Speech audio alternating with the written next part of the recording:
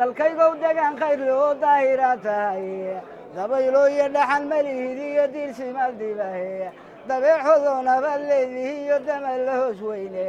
dayaxiyo cageedadu wadaalan la silane durduriyo dhul wabilaatohoy dabta marayaan dagaalada dhufays batihi iyo diriirta guusheede dacamkanaadaa ugu macan door kastuu yahay dabiib caafimaad batihi iyo daawa khayr badane waxaa tahay nafluhu dhulay degaan dal ugu xebdheere deegaantu waa loo dhexiyo daqa xoolaaye hadba doogtu meeshay martaan doow raranaye darka ceelka waxaa lagu cabaa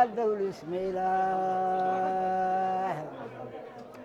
darka ceelka waxaa lagu cabaa dawlismiilaahe deegaanka saracati iyo dalaga beertiise daranyada rag baa kugu falaye dumarkuweed waaye dumiyiyo dufqabeena cababa ku dalqashaday